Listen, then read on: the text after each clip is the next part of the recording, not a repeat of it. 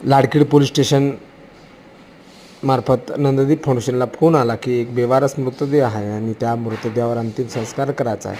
क्षणाचाही विलंब न करता नंददीप फाउंडेशनची टीम या ठिकाणी तयार झाली आणि लाडखेड पोलीस स्टेशन मार्फत नंददीप फाउंडेशनला रीतसर पत्रसुद्धा देण्यात आलं आणि हा संपूर्ण खर्च नंददीप फाउंडेशनला दिलेल्या दानातून केला जातो। आणि आज या ठिकाणी नंददीप फाउंडेशनने लाडखेड पोलीस स्टेशन यांच्या मदतीने त्या बेवारस मृतदेहावर रीतसर पांढरकवडा येथील स्मशानभूमी येथे मृतदेहावर रीतसर अंतिम संस्कार बेवारस मृतदेहावर रीतसर अंतिम संस्कार करण्यात आला। यासाठी बेवारस निराधार निराश्रित बांधवांनी सुद्धा या ठिकाणी या सेवेत सहभाग नोंदवला